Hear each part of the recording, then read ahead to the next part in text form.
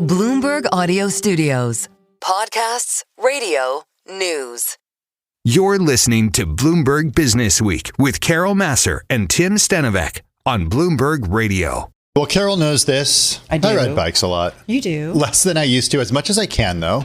And I'm a big Zwifter. It's well known among cyclists as a way to train or compete when it's too cold or rainy to go ride your bike outside, or you want to get a quick workout in. It's like the majority of cycling that I do now is on Zwift. Is it really? Yeah. It's like much easier for me to get a good workout in. Too, sometimes. It is. You're just trying not to fall off, which is very easy to do. Very easy not to fall off, I mean. Yeah, it's not an issue. The app connects cyclists riding their bikes inside to real-time races in virtual worlds through a mobile device, a computer, Apple TV, kind of anything. The company's raised $620 million. Backers include KKR, Permira Holdings, Amazon's Alexa Fund, adding up to a market cap of more than $1 billion. We've got back with us the co-founder and CEO of Zwift, Eric Min. He joins us from New York. Eric, welcome back. How are you? It's good to see you. We're going to work on getting your audio all set up. You're here in New York because you've got a new map out. It's essentially an update to the game that allows people to ride in a different place. We're going to get to that in a second, but it's been close to a year since we caught up. So I just wanted to get an update on the business. So about a year ago, you had just announced the Zwift Ride. It's this $1,300 smart bike to get more people on the app. Has it worked? Yeah, we started the business as a software company, really discounting the hardware. We didn't want to be in the hardware business, but it's just such an important part of the overall experience. And I think after years of working hard and investing in hardware, I think we really landed a product that resonates with the masses. So it's been very successful. This is our second year, and the sales have been very, very strong so far. Talk to us a little bit about how strong they've been. Can you give us some idea in terms of growth year over year? What kind of momentum you're seeing? What kind of growth? Yeah, so the hardware business is really just to help facilitate the onboarding.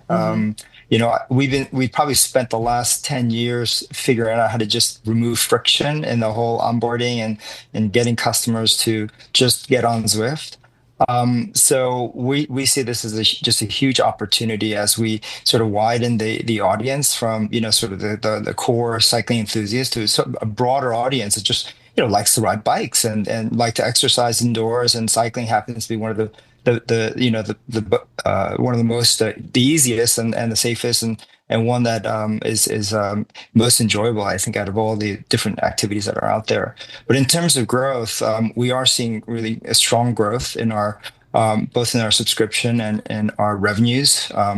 So yeah, we think that the hardware is an important aspect of that. I think one of the early investor that I spoke to, this was like almost 10 years ago, he said to me that the right price point for this hardware, this is the trainer part, which you attach to the bike. Back then, he said $500 is the right price point. And it's taken us 10 years, a lawsuit, lots of investment in hardware to finally get to that price point.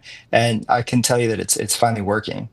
How much? Well, go ahead, Carol. Well, the thing is, I know you're a private company, and so you don't necessarily have to reveal tons of metrics, but we are Bloomberg, and I am curious about what kind of growth you've seen in terms of bike sales, because it does sound like it's an important part, or your top line overall, how much it's growing.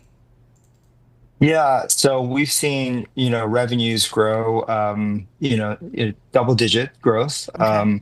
We're sort of not in that phase of doubling our business every year. I mean, we had a crazy growth during COVID years.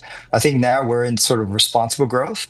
And I think, over the last few years, we sort of went through the painful adjustment of making sure that the business is right size.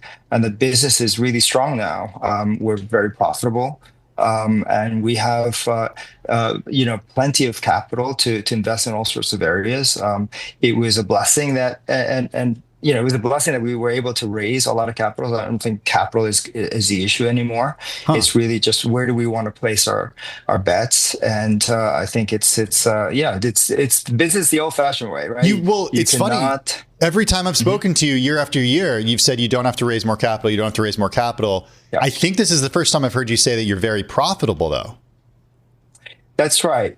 This isn't the first year we're profitable, but this is the first year we are, I'd say, profitable in a meaningful sense. And that's because we've just become more efficient as a business. We've made a number of mistakes in the past, and I think now we know we're really good at, and we're focused and investing in those areas. And I think we're not going to start making speculative investments like we did back, perhaps a few years ago. So does that mean an IPO is on the horizon? I think for us, we need some more time to grow into a story like that. I think what we just need to do is just create a great business, great product experience. And I think hardware is a big part of that. I think they're exciting. We have an exciting product roadmap, both on the software and the hardware side. I think for us going forward, it's got to be side by side.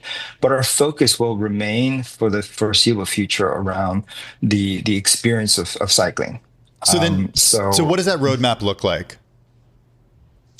Well, I mean, there's just so much we can do on the product side, the product experience side, and AI is something that we're really investing heavily in. I think many people show up unbeknownst to them, perhaps, to get into shape. And I think I think we can do a much better job in demonstrating how they can improve, quantify those metrics, and showing progress. I think every Zwifter who shows up on Zwift should be recommended the best content, given what they've done, perhaps the day before, the week before, the month before. So we're really investing in training and personalized training. So this is where AI comes in, and this is something that we'll start delivering this fall. Hey, before we go, Eric, we've just got about a minute or under a minute. How does the new New York City map kind of fit into all of what you were saying? Well, I'm a New Yorker, so I'm super excited. When we launched the business, we didn't start with Central Park. So we landed that a number of years ago, and this is the first expansion of the city. I'm really excited. We're going to Brooklyn. We're going to Times Square. And so this is a bit of nostalgia for me. This is my playground for many, many years. So we're here in New York, activating and launching the expansion. Well, next time you're here, Eric, come by. We always love it when you join us on Bloomberg Businessweek Daily and give us an update on Zwift. Once again, Eric Min, he's the co-founder and CEO of Zwift, joining us this afternoon from New York. And there's the Hudson Tunnel in this map. No bikes allowed in that tunnel, Carol. Really? Yeah, Casey Neistat did it a few years ago. Many years ago. Just saying. There's an old YouTube video of him doing that. I'll check it out. Yeah, it's kind of scary. I can only imagine. Yeah, no bikes in there.